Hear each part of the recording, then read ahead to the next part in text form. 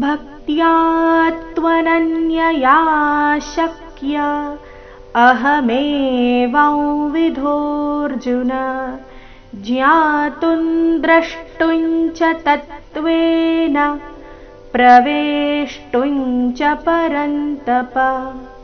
ಭಕ್ತ್ಯಾ ಭ ನಂತರ ಅರ್ಧಕ ಅರ್ಧತ ಪೂರ್ತಿ ಯಾ ಸೇರಿ ಸಂಯುಕ್ತಾಕ್ಷರ.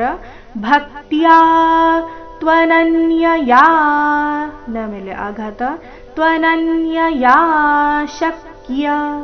ಭಕ್ತ್ಯಾ ತ್ವನನ್ಯಯಾ ಶಕ್ಯ ಅಹಮೇವಂ ವಿಧೋರ್ಜುನ. ಅಹಮೇವಂ ಅನುಸ್ವಾರದ ಉಚ್ಚಾರಣೆ ನಾಸಿಕಾ ವ ರೀತಿ ಬರಬೇಕು. ಅಹಮೇವಂ ವಿಧೋ ಧೋ ಮಹಾಪ್ರಾಣ ದೀರ್ಘ ವಿಧೋರ್ಜುನ. ಅಹಮೇವಂ ವಿಧೋರ್ಜುನ ಜ್ಞಾತುಂ ದ್ರಷ್ಟುಂ ಚ ತತ್ವೇನ.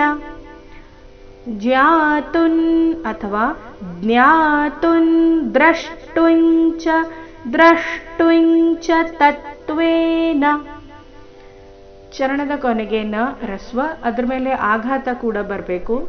ಮುಂದಿನ ಚರಣ ಪ್ರ ಸಂಯುಕ್ತಾಕ್ಷರದೊಂದಿಗೆ ಪ್ರಾರಂಭ ಆದ ಕಾರಣ ತತ್ವೇನ ಪ್ರವೇಷ್ಟುಂ ಚ.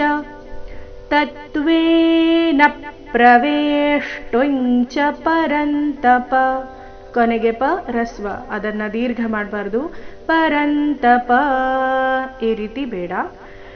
ಪ್ರವೇಷ್ಟುಂ ಚ ಪರಂತಪ ಈ ರೀತಿ ಹೇಳಬೇಕು. ನೋಡೋಣ ಪೂರ್ತಿ ಶ್ಲೋಕ.